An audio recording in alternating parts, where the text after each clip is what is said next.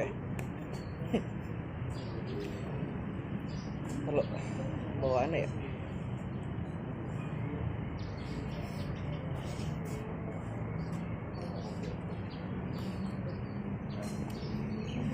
Assalamualaikum warahmatullahi wabarakatuh, Baraya. Perkenalkan, nama saya Bagus Rizky Atmaja. Di sini saya sebagai moderator di dalam sesi presentasi dan juga diskusi pada kali ini. Nah, Baraya, ada yang tahu nggak sih kali ini kita akan mempresentasikan dan membahas terkait apa? Nah, Baraya, kali ini kita akan membahas terkait daripada urgensi kenapa kita harus membahas daripada manajemen zakat.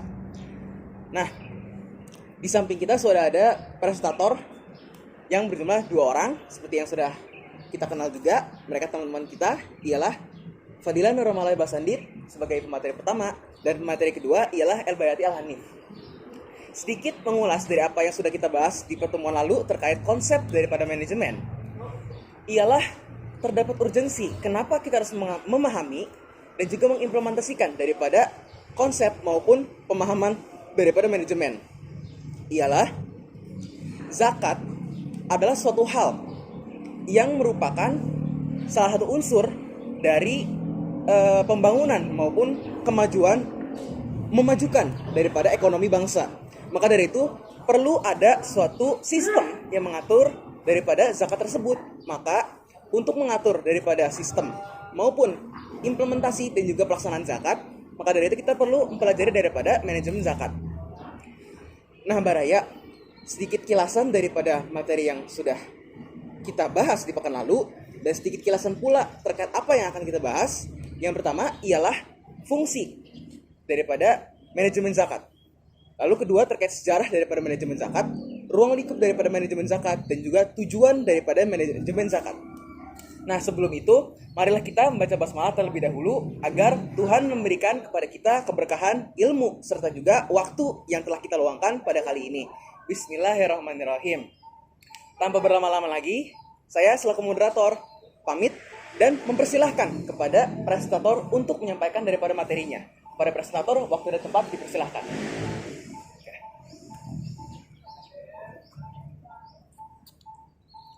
Terima kasih kepada moderator yang sudah membawakan daripada pembukaan presentasi pada kali ini. Dan saya selaku pemateri pertama akan membahas terkait fungsi dan juga konsep serta sejarah daripada manajemen zakat. Berbicara terkait konsep, ada yang tahu nggak sih, Baraya, terkait konsep dasar daripada manajemen zakat atau minimal pengertian daripada manajemen zakat? Untuk Baraya yang tahu, silakan acungkan tangan. Oke, Baraya yang di belakang. Terkait bla bla bla bla bla gitu lah ya. Oke, Baraya, kurang lebih terkait pengertian maupun fungsi daripada manajemen zakat seperti yang disampaikan oleh teman kita yang di atas itu. Nah, Baraya, sedikit lebih memperjelas daripada konsep maupun pengertian daripada manajemen zakat ialah ya bla bla bla bla ya. Mesti diperjelas banget. Lalu terkait sejarah manajemen zakat. Oh ya, berbicara terkait sejarah, mungkin sebagian dari kita akan sedikit mengantuk ya, karena zakat berbicara terkait sejarah itu akan seperti kita didongengkan. Maka dari itu di sini akan sedikit saya lebih ringkaskan daripada pembahasan terkait sejarah. Sedikit ulasan daripada sejarah manajemen zakat telah dimulai sejak era Nabi Muhammad SAW, di mana kami mencantumkan di dalam karya tulis ilmiah kami terdapat setidaknya 11 orang yang dipercaya dan diamanahi oleh Nabi Muhammad SAW untuk bisa mengelola daripada zakat di daerah kekuasaan kaum muslimin. Lalu di era Umar bin Khattab, beliau mengeluarkan pendapat ataupun aturan yang mengatur bahwasannya seorang mu'alaf tidak lagi menjadi salah satu bagian dari orang yang berhak untuk menerima daripada zakat. Kurang lebih dari 2 penjabaran tersebut saya cukupkan, dan apabila ingin didiskusikan bisa kita mulai di sesi yang selanjutnya. Maka dari itu saya kembalikan ke moderator. Wih, empat.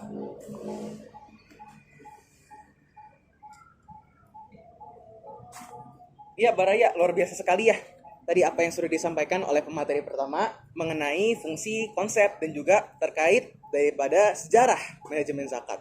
Selanjutnya kita akan membahas terkait daripada ruang lingkup maupun tujuan daripada manajemen zakat. Dan sedikit diulas juga dari apa yang sudah tadi disampaikan oleh pemateri pertama terkait sejarah, fungsi, dan juga konsep daripada manajemen zakat. Manajemen zakat ialah bla bla bla bla bla. Maka dari itu, tanpa berlama-lama lagi, kepada pemateri kedua dipersilahkan.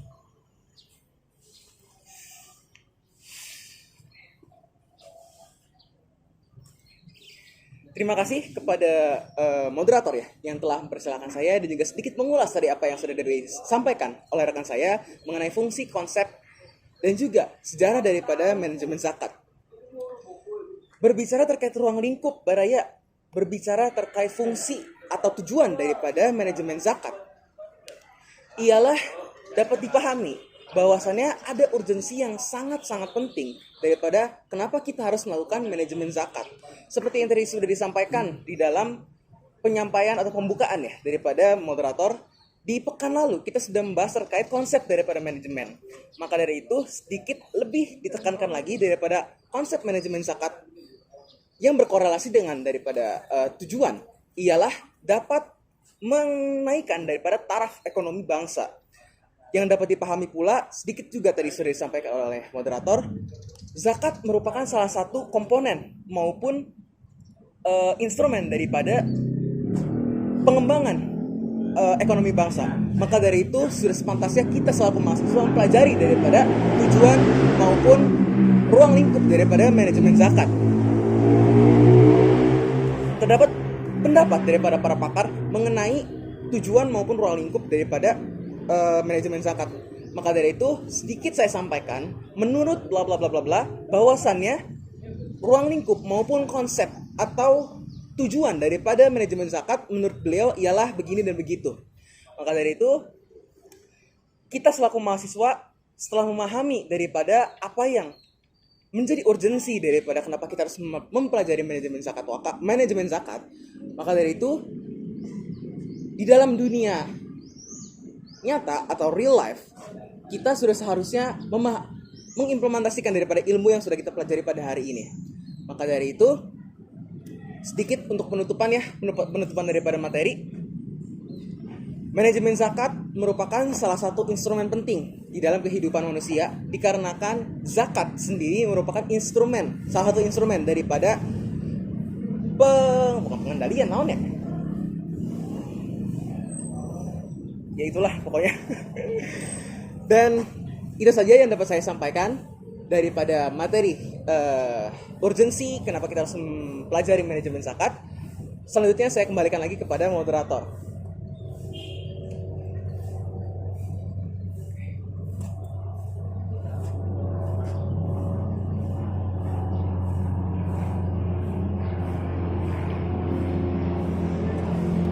Nah, Baraya, tadi kita sudah mendengarkan daripada dua pembahasan yang disampaikan oleh dua pemateri kita mengenai fungsi, konsep, sejarah, ruang lingkup, dan juga tujuan daripada manajemen zakat. Maka dari itu, saya yakin banget nih dari Pak Baraya semua masih ada yang ingin ditanyakan, masih ada yang ingin lebih dipahami. Maka dari itu saya buka sesi diskusi di mana cukup ada satu penanya saja yang bertanya.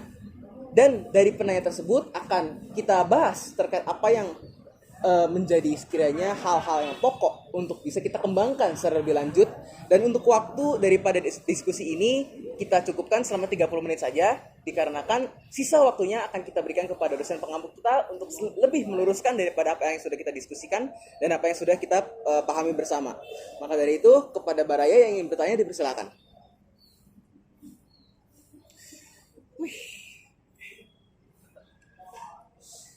Nah, Baraya,